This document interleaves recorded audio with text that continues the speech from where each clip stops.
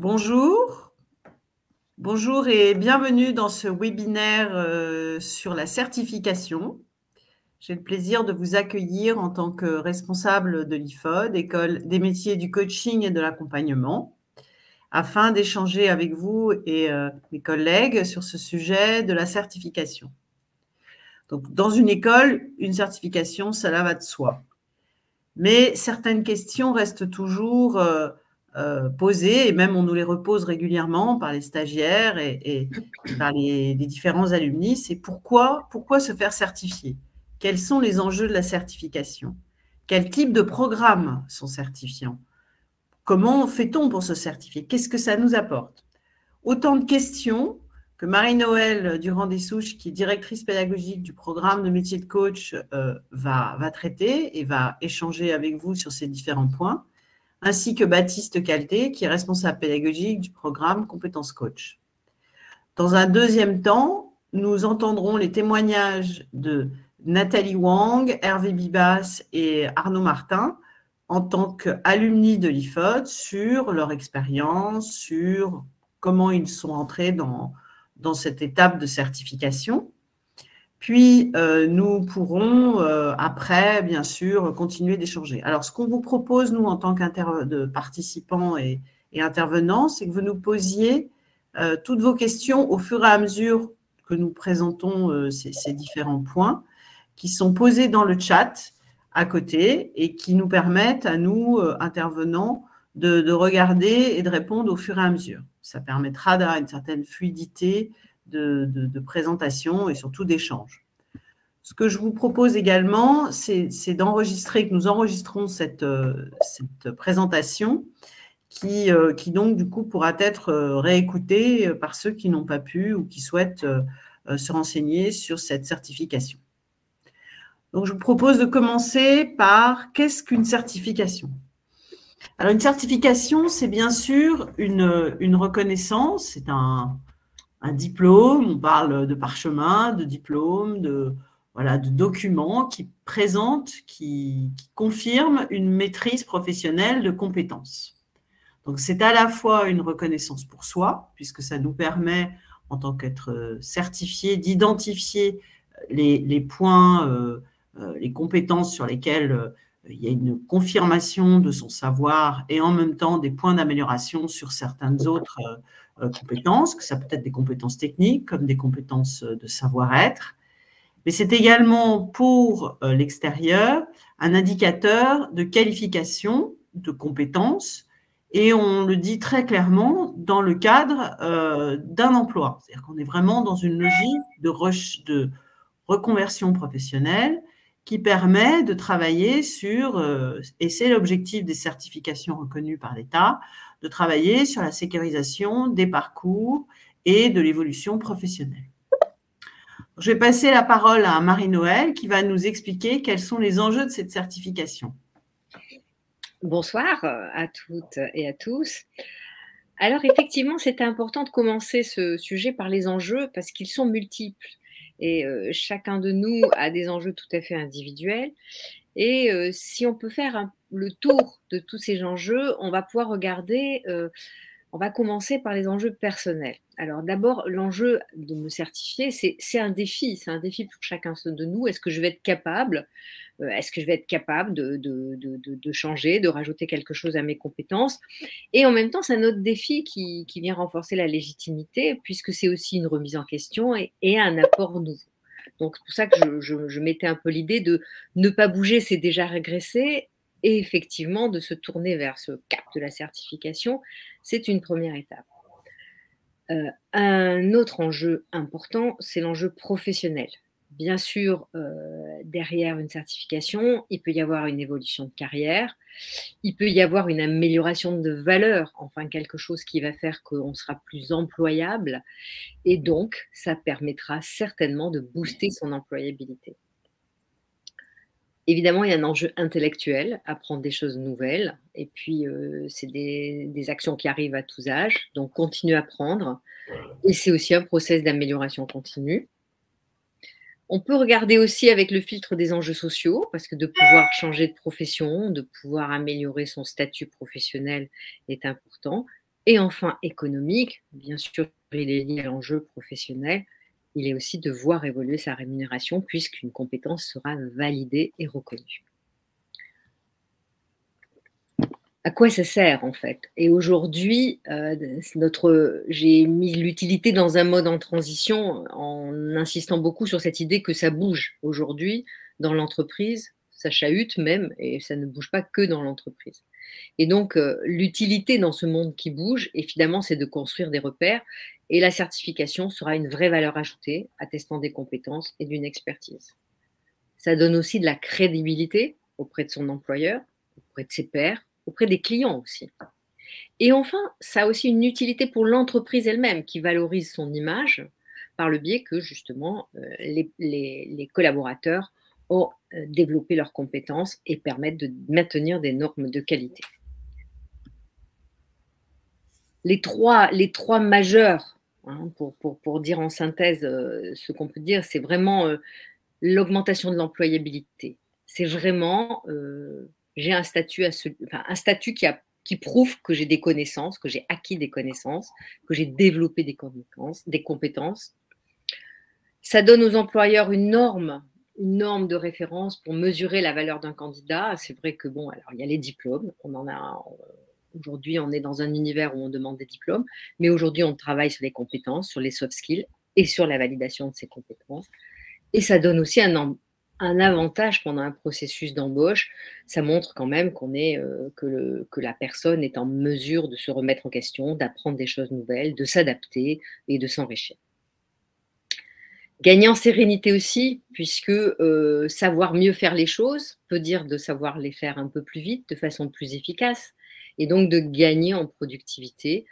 Je maîtrise mon outil de travail, je le maîtrise mieux, je maîtrise de nouvelles façons de travailler, donc je peux gagner en productivité et je suis plus assise, je suis plus solide sur mon poste. Enfin, ça permettra de booster mon parcours professionnel. Je peux en faire état quand je veux changer de travail, je peux en faire état quand je veux aller discuter d'une augmentation. Ça représente quelque chose de qualitatif et ça me permet là aussi de développer des perspectives d'évolution professionnelle. Voilà, la majeure, elle est autour de l'emploi, de l'employabilité, du parcours professionnel et de gagner en confiance en soi et en sérénité. À l'IFOD, nous avons plusieurs formations certifiantes et je vais passer la parole à Baptiste qui va nous les présenter. Bonsoir à toutes, bonsoir à tous. Donc, je vais vous présenter les titres de certification que nous avons à l'IFOD. Donc, sur 3 silos, en fait, il y a le coaching professionnel, les expertises en matière de coach et puis la posture coach. Donc, si je reviens sur le premier silo coaching professionnel, eh bien, nous avons 3 formations sur lesquelles nous délivrons des certifications.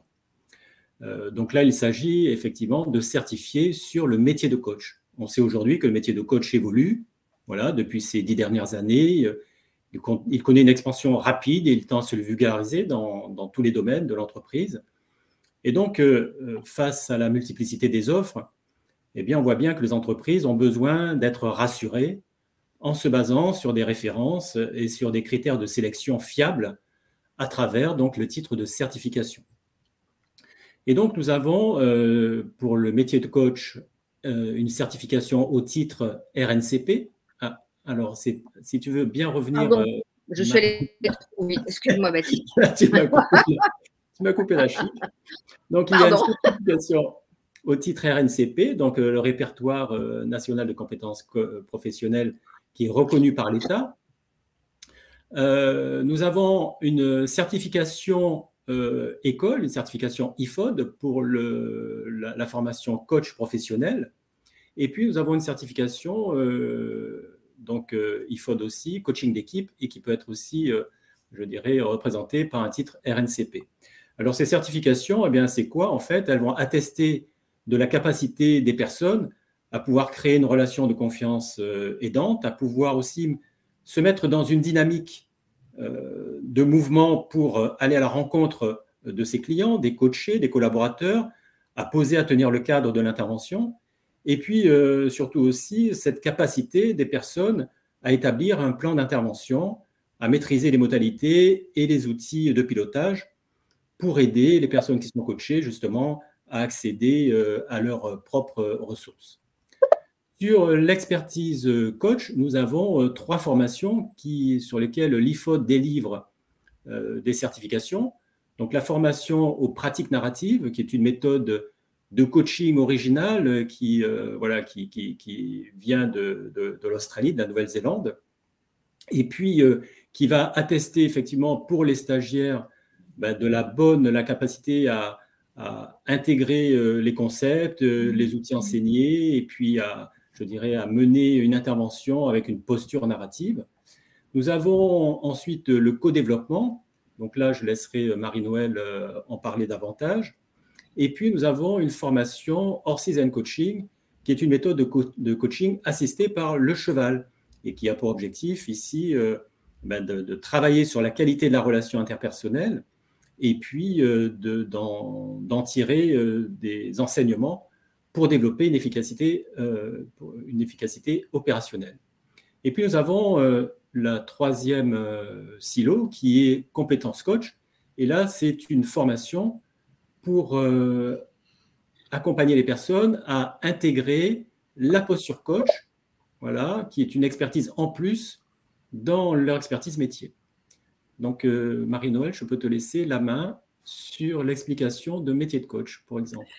Alors, il y a quelques questions qui ont été posées. Je ne sais pas si vous voyez le chat. Non.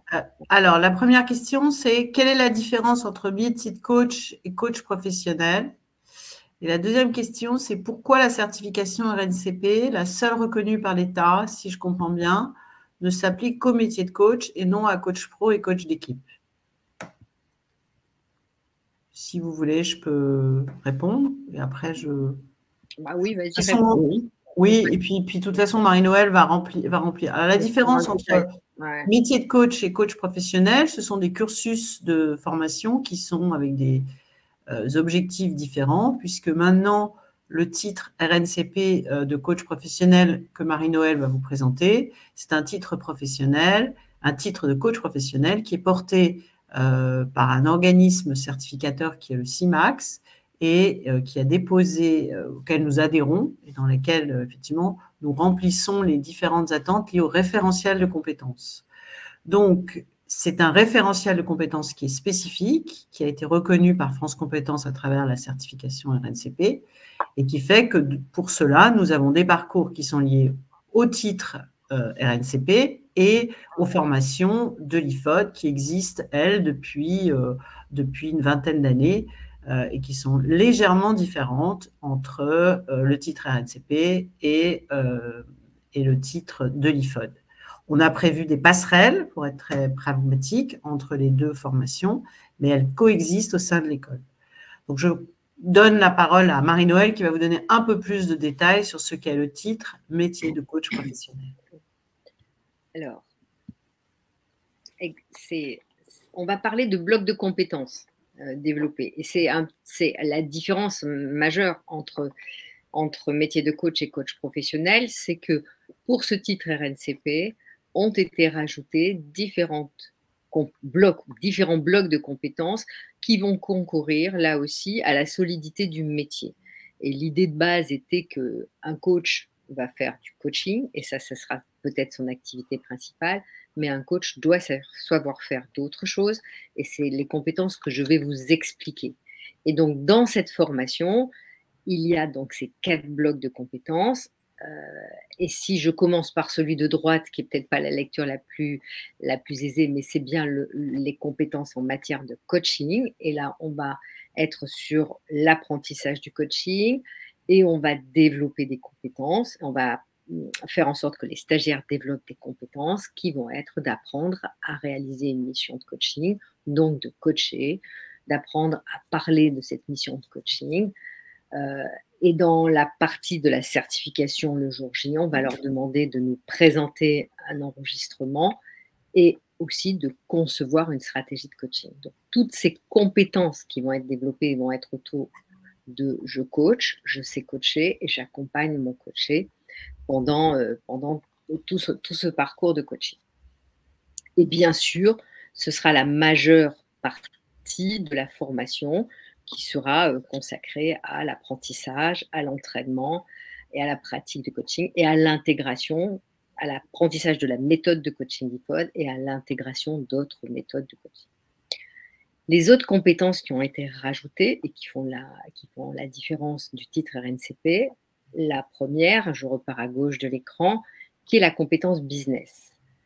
Compétence extrêmement importante. Si aujourd'hui le métier de coach veut prendre de l'ampleur en tant que tel, c'est important de pouvoir financièrement vivre de ce métier et c'est important de prendre la dimension opérationnelle de comment je vais faire, quel sera mon chiffre d'affaires. Et donc, il y a toute cette dimension de compétences business et nous allons passer un temps pour accompagner les participants, les étudiants, justement sur cette partie-là, qui va être de la rédaction de l'offre de service, qui va être de la définition de son positionnement sur le marché de coaching, qui va être de construire un business plan, un compte d'exploitation opérationnel, comment ça va se passer, d'être dans la réalité financière, d'être dans la réalité juridique aussi, et puis de planifier, de commencer à réfléchir comment je vais développer mon activité.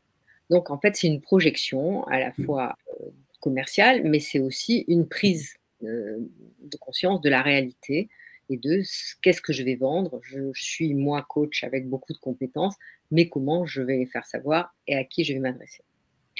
Voilà. Il y a une deuxième partie, justement, qui est la compétence commerciale. Et cette compétence commerciale, bien sûr, c'est savoir se présenter, savoir développer son business, savoir se présenter en tant que coach avec son identité de coach et aussi, évidemment, savoir utiliser les outils, c'est-à-dire faire une proposition pour répondre à une offre ou un contrat de coaching. Donc, dans cette compétence commerciale, on apprendra à rédiger différents types de contrats et à répondre à une proposition commerciale. Enfin, dans cette autre partie commerciale, il y a ce qu'on appelle évidemment la clarification de la demande. C'est si on a un client potentiel, c'est comment est-ce qu'on va conduire un entretien pour comprendre la demande du client et pour pouvoir faire, bien sûr, une offre qui sera complètement adaptée.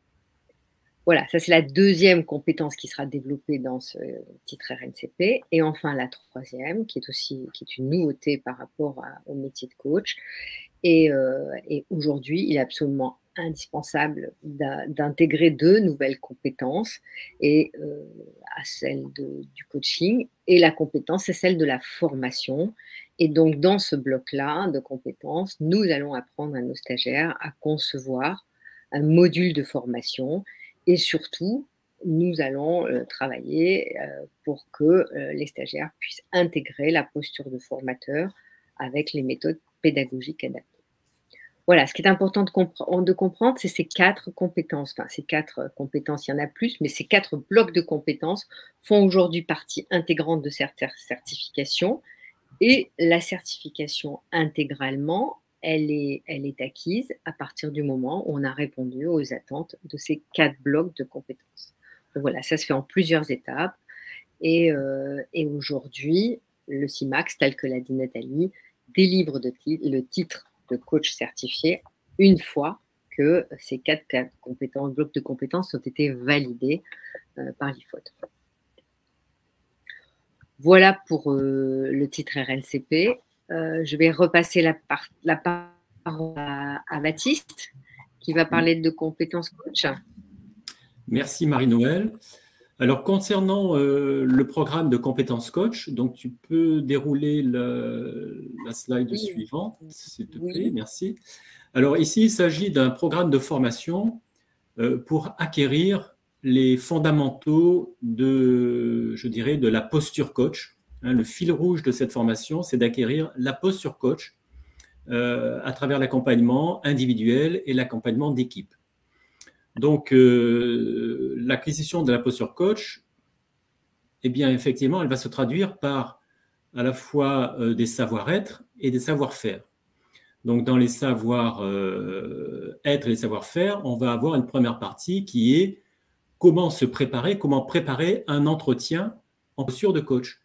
Et cela, donc on va évaluer effectivement que l'apprenant ait intégré la façon de construire une relation de confiance aidante à partir de l'approche humaniste, voilà, une approche humaniste développée par Carl Rogers.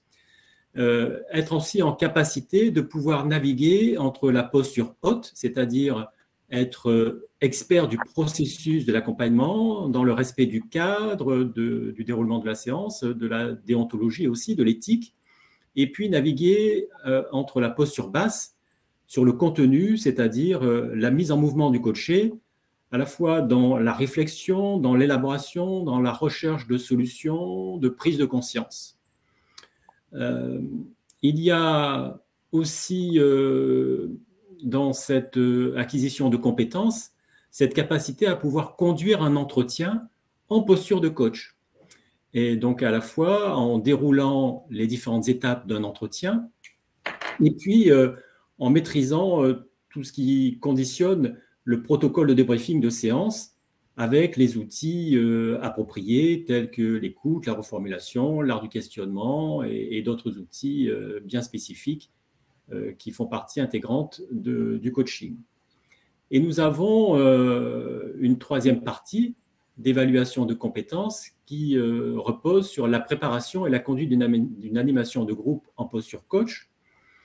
Et là, c'est comment je vais être en capacité de pouvoir poser un diagnostic sur le stade de maturité de l'équipe que je vais accompagner, quel outil de facilitation je vais utiliser pour les amener à cranter plus haut.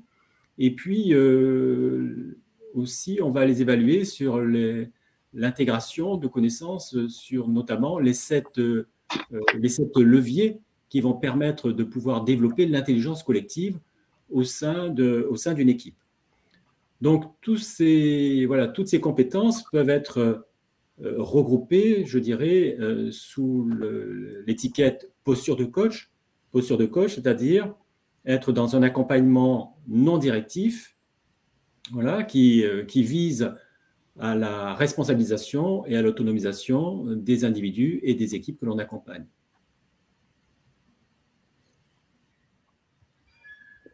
Je te laisse la parole maintenant, Marie-Noëlle, sur le co-développement. Alors, je vais juste effectivement parler du co-développement.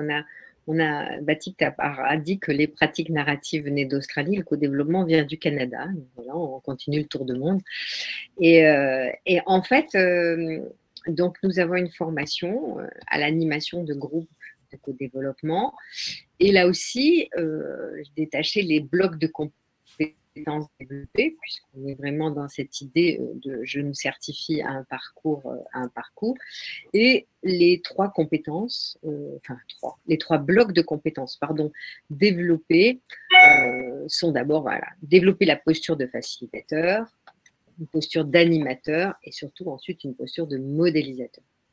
Voilà, donc dans une posture de facilitateur, animer un groupe de co-développement, ce n'est ni une posture de formateur, ni une posture de coach, c'est une posture qu'on peut qualifier effectivement de facilitateur, et donc c'est une posture assez particulière, et donc dans les 4 jours de formation, on va apprendre à développer cette posture qui va permettre de créer une relation de confiance dans le groupe de participants, qui va permettre de développer une attention flottante. En fait, l'idée, c'était que le facilitateur n'intervient pas tout le temps, il n'intervient que sur des moments opportuns, et qui va surtout laisser la place à l'émergence des solutions ou des possibilités apportées par le groupe. Une phrase qui revient souvent, c'est la puissance est dans le groupe, le facilitateur en co-développement n'a pas une posture de sachant. Donc, c'est tout un travail pour intégrer cette posture-là. Ensuite, il y a évidemment l'animation des groupes avec un cadre qui est bien précis et qui va justement permettre l'efficacité de la méthode. Donc, animer des groupes de résolution de problèmes, puisqu'on est dans cette dimension-là. Évidemment, c'est garantir le cadre de la séance. Il y a un cadre qui est assez simple, qui est assez simple en termes de lecture, avec des étapes à respecter, des postures et des rôles à respecter. Ensuite, évidemment, il va s'agir d'organiser le travail des participants. Alors, pendant la séance, puisque chacun a un rôle bien déterminé, mais c'est aussi entre les séances, c'est aussi avant les séances. Il y a tout un travail autour de ça. Bien sûr, il y a un cap avec des objectifs sur lesquels on va atterrir, qui correspondent à la demande du client, et donc tout le travail qui sera fait autour d'une demande de client. Et bien surtout, favoriser une dynamique d'apprentissage collectif, puisque le co-développement est en soi un outil de facilitation, certes, mais c'est un outil aussi d'intelligence collective, et on travaille de façon collective au service d'une personne qui va être client, c'est comme ça qu'on appelle par rotation.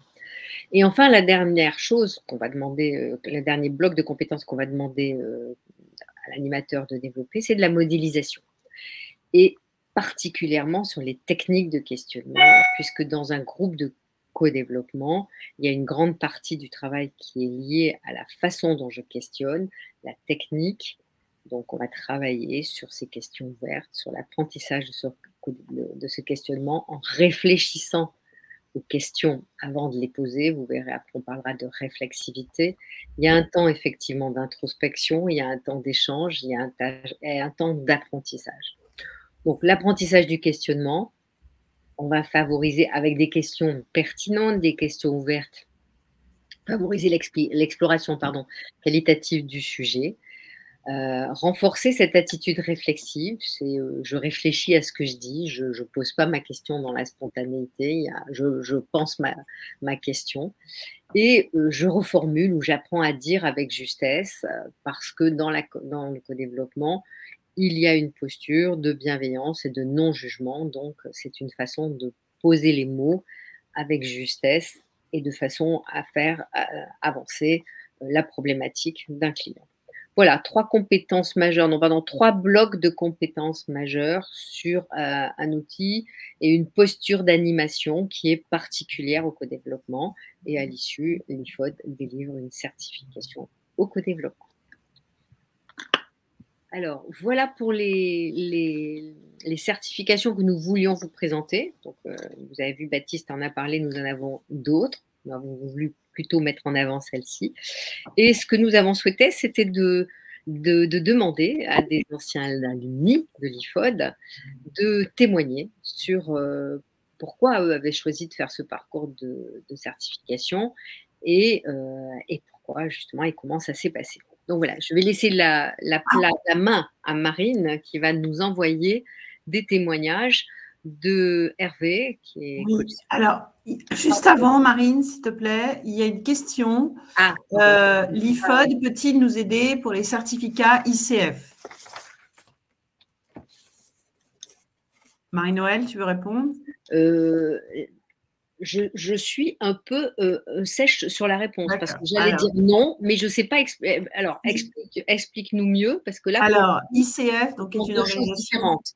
Voilà, ce sont des choses différentes du titre RNCP. Ce sont des organisations professionnelles qui ont leur propre référentiel et donc leur propre système d'évaluation de compétences.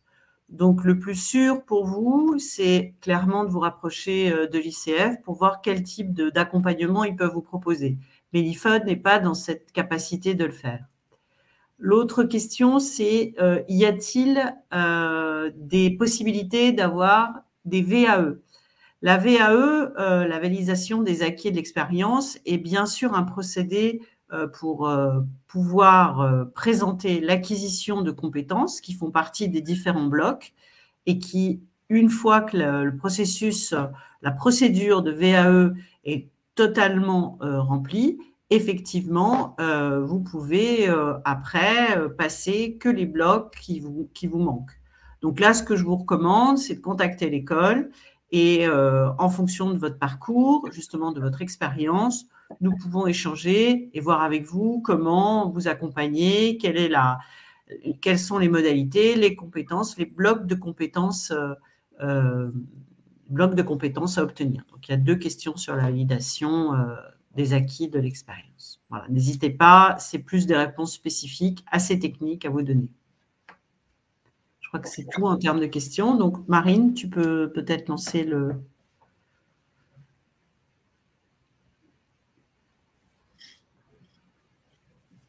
En fait, ce qui m'a amené à être coach, c'est il y a quelques années, j'ai été promu directeur supply chain. Et pour réussir ce nouveau challenge, parce qu'avant j'étais dans l'informatique, j'étais responsable informatique, eh bien, j'ai bénéficié d'un coaching. Et c'est la première fois où je me suis rendu compte que, en fait, le coach allait m'aider à identifier des ressources pour réussir ce nouveau métier. Mais en fait, ça a eu un effet, je dirais, autre sur moi, qui est, en fait, c'était une évidence pour moi. Ça m'a révélé le fait qu'en fait, ce que je voulais vraiment faire comme métier, c'était ce qu'il était en train de faire, en fait. Donc, c'était d'être coach professionnel. Pourquoi ? Parce qu'en fait, je trouve que, en tout cas, moi, de mon expérience, des 17 ans d'expérience que j'ai eue, eh bien, on exigeait beaucoup des résultats. Obtenir des résultats, c'était ce qui était important. Et là, j'étais confronté à une difficulté et j'étais accompagné pour qu'il m'aide à répondre à cette difficulté. J'étais pas seul. Et c'est là où je me suis dit, mais c'est le métier que je trouve utile aux entreprises pour accompagner effectivement les employés, les dirigeants, les managers qui sont potentiellement en difficulté. Métier de coach, c'est nouveau. Et je pense que rassurer le public est important. On parle de gourous, on parle de personnes qui exercent un pouvoir sur les autres. Eh bien, la certification permet de réglementer ce métier nouveau de coach professionnel.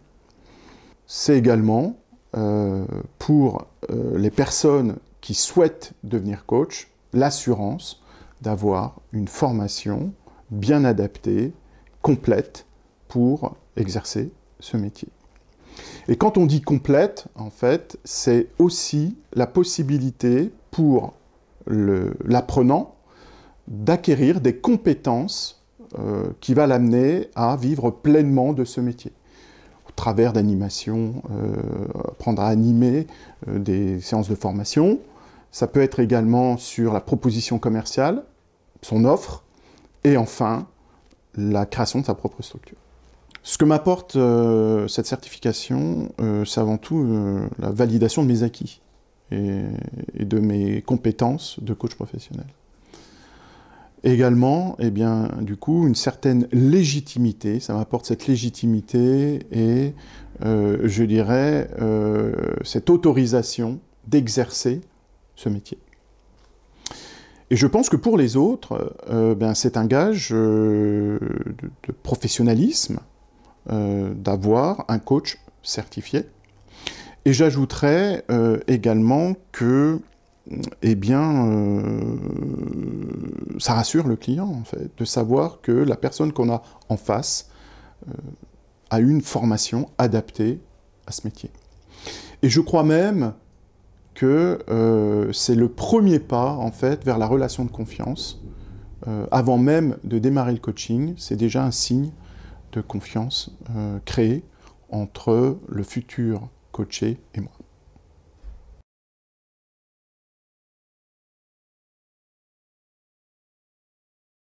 Bonjour. Avant de devenir coach en 2021, j'ai exercé pendant plus de 40 années des fonctions de management opérationnel et de direction dans les armées et en interministériel. Ce nouvel engagement comme coach professionnel est pour moi une suite logique à mon parcours. J'ai à cœur aujourd'hui de mettre mon expérience humaine, managériale et professionnelle au service de mes clients. J'accompagne les cadres dirigeants et leurs équipes dans leurs enjeux de leadership et de transformation.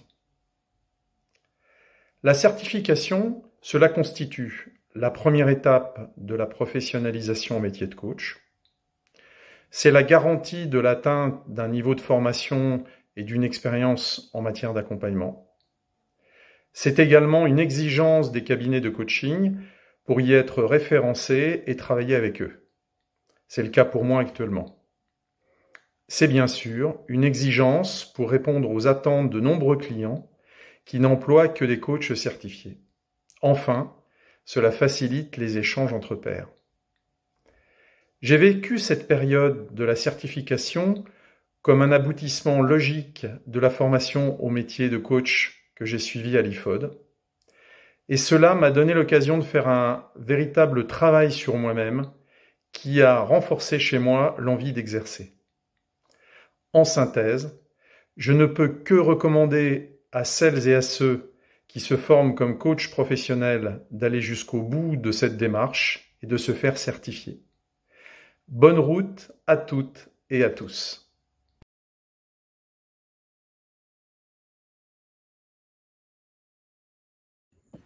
Alors, je vais poursuivre, ces témoignages. Je m'appelle Nathalie Hoang, je suis une alumni de l'IFOD et moi, j'étais engagée dans le parcours métier de coach avec la certification RNCP.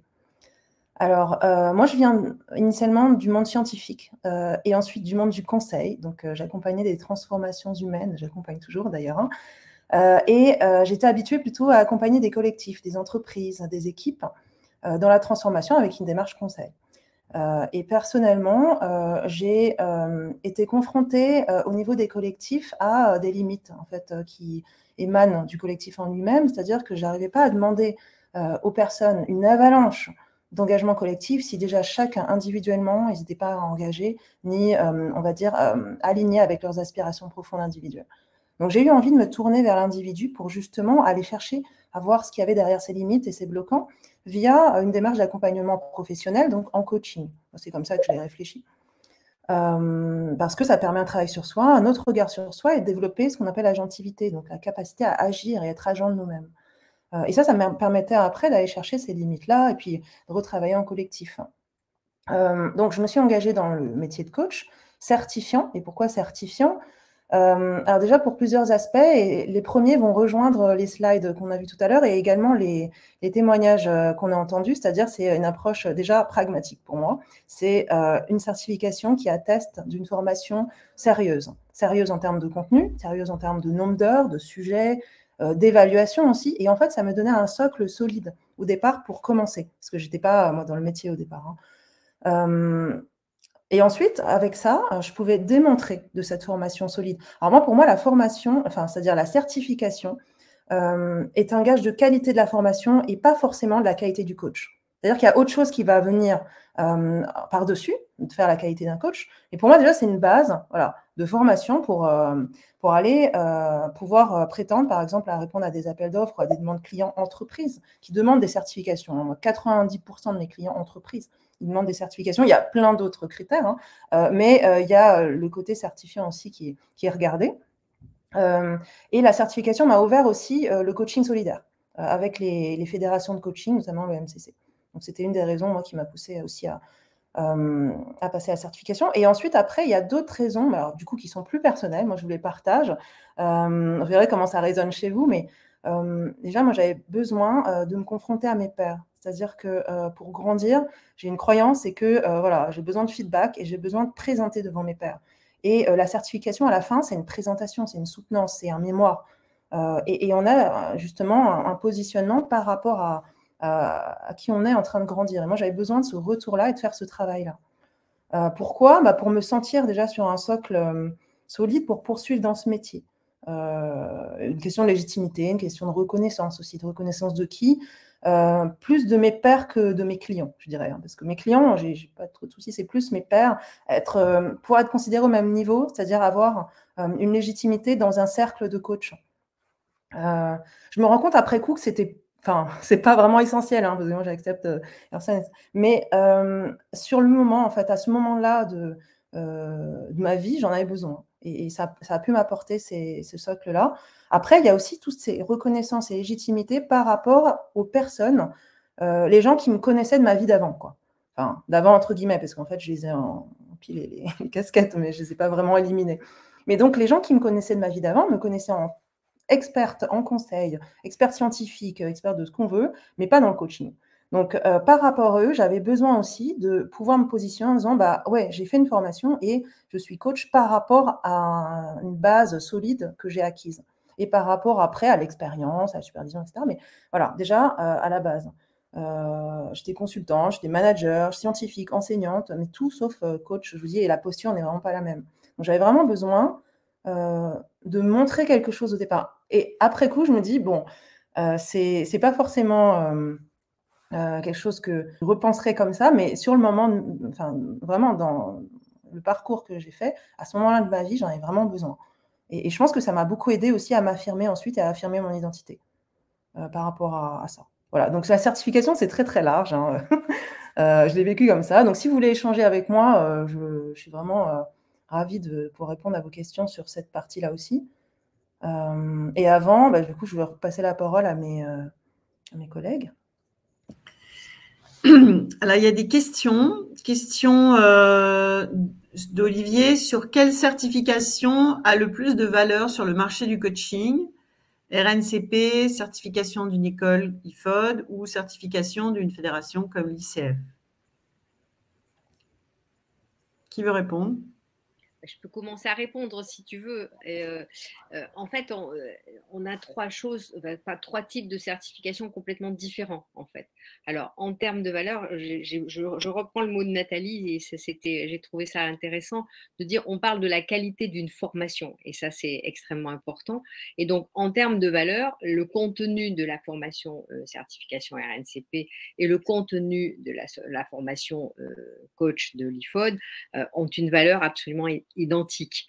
La différence avec la certification RNCP, c'est qu'on a rajouté des blocs de compétences qui sont aujourd'hui qui sont considérés par les fédérations de coachs d'ailleurs et par les métiers du coaching, mais aussi par les DRH, par ces personnes-là qui sont des compétences qui sont indispensables au métier de coach. Donc, en termes de contenu de formation, il y a une partie qui est commune et avec autant de valeur, et on a rajouté des compétences. Par rapport aux certifications d'une fédération, je pense que c'est un autre chemin, puisqu'il faut d'abord être coach avant d'aller se faire certifier pour adhérer à une fédération. Voilà, je ne sais pas si tu veux compléter, Nathalie. Non, je suis complètement d'accord. Il est vrai qu'à ce jour, les entreprises, les recruteurs dans les cabinets de conseil se réfèrent au titre RNCP parce que, comme on vous l'a présenté, c'est un titre qui traduit un référentiel qui est équivalent, qui est le même, qui traduit des compétences et qui sont attendues justement en tant que professionnels et qui sont attendus auprès de leurs clients, mais également même en termes de coach interne. Hein, c'est une référence, c'est une reconnaissance. Après, il y a également, dans certains cas, des demandes spécifiques, puisque, par exemple, nous avons des personnes qui sont coachs par ailleurs, mais qui souhaitent se former à la méthode de l'IFOD. Donc, il y a aussi l'appartenance à une école qui traduit une méthodologie, une qualité, voilà, aussi certaines valeurs qui sont portées à travers cette école. Il y a une autre question qui est… Nathalie qui voulait parler. Pardon, excuse-moi. Ouais, je peux compléter aussi en disant que moi, ce qu'on me dit souvent au niveau des clients, en fait, entreprises hein, qui sélectionnent, c'est que la certification RNCP, elle est aussi équivalente à un niveau universitaire qu'on peut… alors là, ça dépend des RNCP, mais je crois qu'ici, c'est Master 1. Donc, c'est quand même un bon niveau universitaire qu'on peut revendiquer. Et aussi, tout ce qui est ICF, EMCC, etc., c'est plus ce qu'ils appellent des accréditations que des certifications en tant que telles. C'est-à-dire qu'on va regarder… Alors moi, je suis adhérente à l'EMCC, donc je ne sais pas comment ça se passe chez ICF, mais il y a le critère… vous avez suivi une formation solide, sérieuse, avec un nombre d'heures, donc pas forcément certifiante, et après, vous attestez d'une expérience de tant d'heures de coaching et d'accompagnement. Donc, en fait, vous avez différents types aussi d'accréditation selon les nombres d'heures de coaching que vous avez déjà fait. Donc, ce n'est pas vraiment la même chose. Hein. Les entreprises vont demander le RNCP, en tout cas, là, je suis sur un appel d'offres et c'est comme ça, le RNCP en premier, et ensuite, pour les coachs qui ont été formés avant l'avènement du RNCP, ils vont demander des accréditations ou des certifications d'université, des diplômes universitaires. Voilà, c'était ma contribution. Merci. Alors, une autre question. Les certifications dont on parle pour les parcours hors métier de coach RNCP sont donc des certifications IFOD si elles ne sont ni ICF ni EMCC. Baptiste, il faut que tu mettes ton micro. Oui, c'est exactement ça. Donc, les autres formations, donc on délivre des certifications de l'école IFOD, donc notamment pour les pratiques narratives, pour Hors-Season Coaching, pour le co-développement, pour compétences coach. Donc, ce sont des certifications IFOD et qui reposent sur un processus de certification particulier pour chacune de ces différentes formations. Une autre question, sur quels critères est-on certifié RNCP, Marie-Noël? Mais en fait, je l'ai présenté, c'est la validation des 4 blocs de compétences. Enfin, en tout cas, la certification métier de coach RNCP, la nouvelle, c'est la validation de ces 4 blocs de compétences. Un bloc coaching, un bloc formation, un bloc business et un bloc commercial. Il y a un parcours complet qui va attester effectivement des compétences du coach et de la capacité à faire du coaching un métier. Et je réponds du coup à la question qui suit. Je vois, cela revient à dire qu'il faut aussi le préciser sur son CV. Ben, moi, je trouve que c'est un élément extrêmement positif. Donc, surtout, bien sûr, le préciser sur votre CV, puisque depuis qu'il y a ce nouveau titre de certification, le RNCP est attendu, et Nathalie l'a confirmé, et par les entreprises qui viennent recruter des coachs ou dans les réponses aux appels d'offres. Alors, excusez-moi, il y a une question sur la partie ICF également. La certification RNCP est-elle un prérequis pour une certification ICF? Non, je ne crois pas. Mais là, comme dans l'autre question de Lucia, cela veut dire qu'après avoir été certifié IFOD, il est possible d'obtenir une certification ICF. Si oui, comment? Et là, ce que je vous recommande vraiment, c'est de vous rapprocher d'ICF, mais il n'est pas nécessaire d'être ni RNCP pour pouvoir se présenter à l'ICF. C'est une organisation professionnelle qui a elle-même son propre référentiel et ses propres modes d'évaluation. Donc, oui, vous pouvez être formé dans n'importe quelle école et ensuite pouvoir adhérer soit à la SF Coach, soit le MCC, soit l'ICF.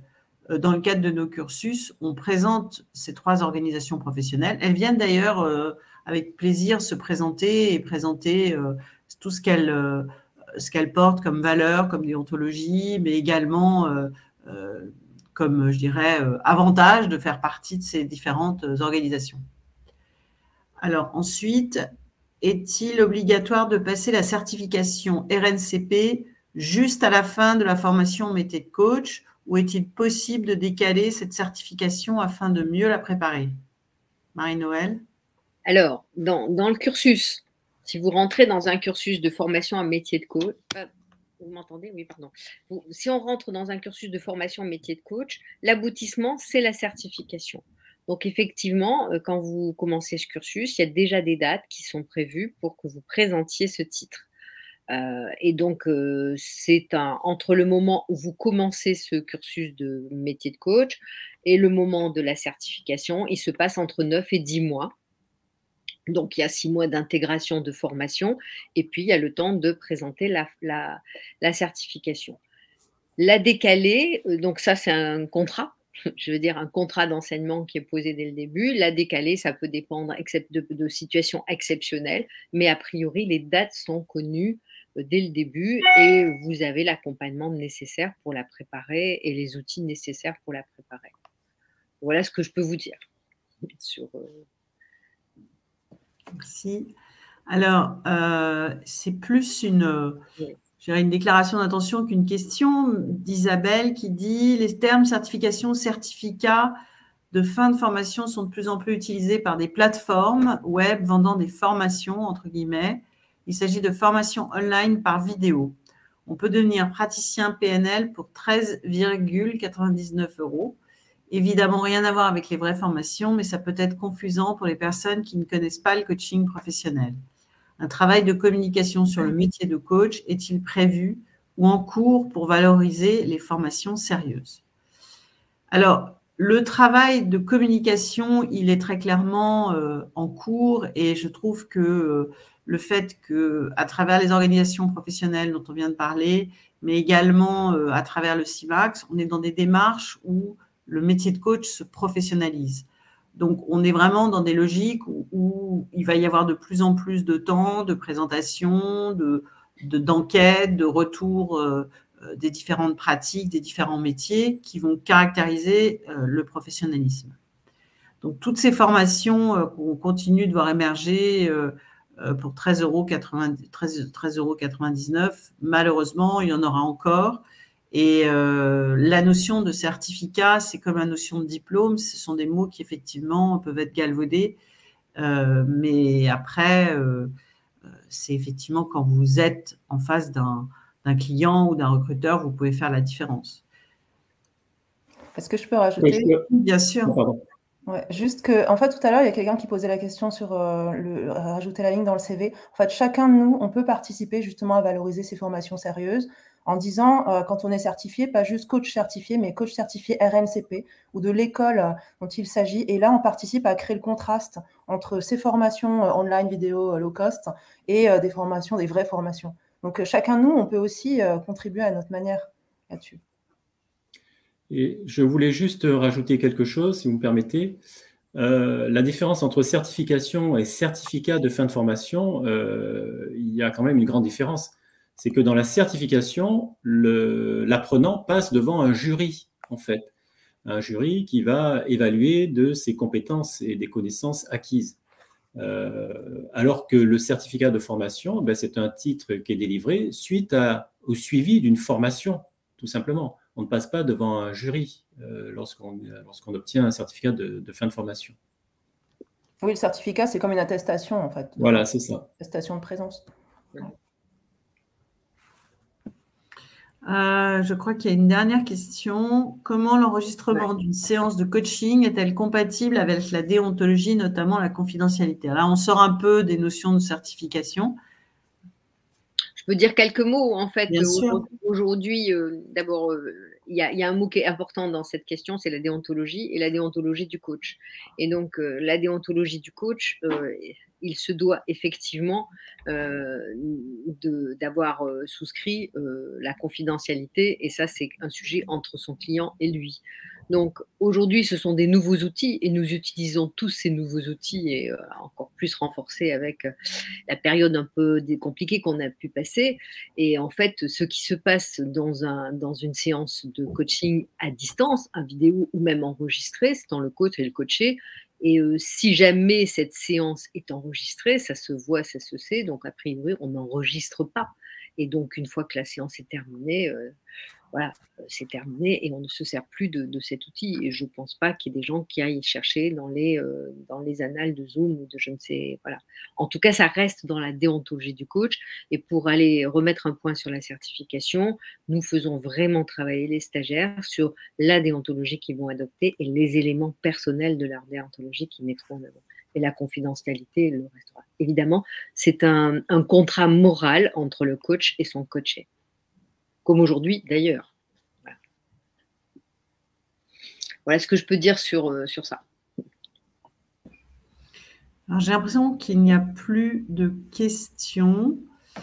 Est-ce que quelqu'un, Marie-Noël, Baptiste, Nathalie, vous voulez rajouter quelque chose?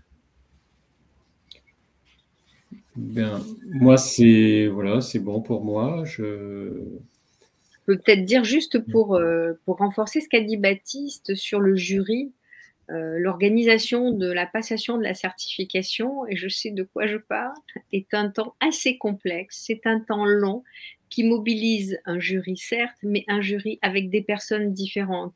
Donc pour la même personne, il peut y avoir cinq évaluateurs. C'est un temps vraiment, et on fait appel à des compétences particulières. Ce ne sont pas les mêmes personnes qui vont évaluer la partie coaching que celles qui vont évaluer la partie ce qu'on appelle le rapport de professionnalisation. On va parler de business plan, de cadre juridique.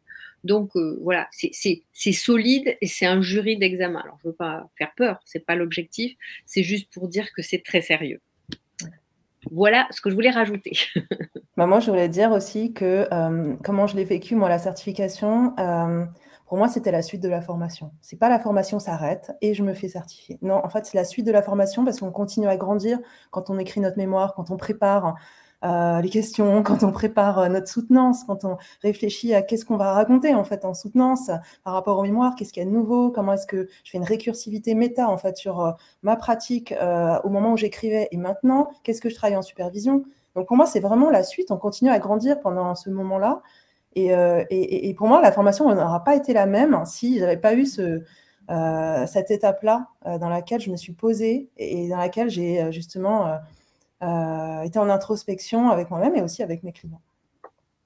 Voilà. Donc, je vous souhaite une belle suite. Je réponds à la dernière question d'Isabelle qui dit un conseil à donner pour la soutenance. Je pense qu'il y a vraiment un accompagnement par rapport à tout le travail qu'il y a à faire. Soyez vous-même, faites-vous confiance. Donc ça, c'est peut-être un conseil un peu facile. Et n'hésitez pas à aller chercher à questionner vos animateurs, vos formateurs qui sont là aussi pour vous donner quelques pistes pour vivre ce moment le mieux possible. Étape par étape, c'est un travail qui se construit et c'est un travail auquel on arrive facilement en prenant étape par étape. Voilà. Nous avons une dernière question. Qui compose le jury de la certification RNCP? Marie-Noëlle, ça tu connais par cœur. Alors, Olivier, je pense qu'Olivier, tu vas… Voilà. Alors, il y a plusieurs étapes. Donc, nous avons, je dis 3 mots parce que c'est un peu plus… nous avons la première partie qui s'appelle le dossier de pratique professionnelle, qui est une partie écrite, voilà, dans laquelle il y a un mémoire, dans laquelle il y a présentation d'une action de formation.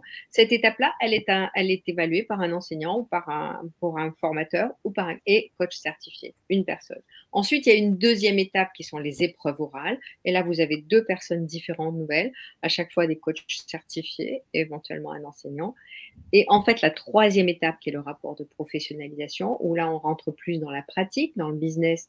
Et là, vous êtes évalué par un coach certifié et un entrepreneur, quelqu'un qui a monté son business et qui sait de quoi il parle quand on parle de coûts, quand on parle de rentabilité, etc. Donc voilà, ça peut être 5 personnes complètement différentes. Peut-être que parfois, il y en a une qui fera les 2, mais ça peut être 5 personnes différentes. Merci.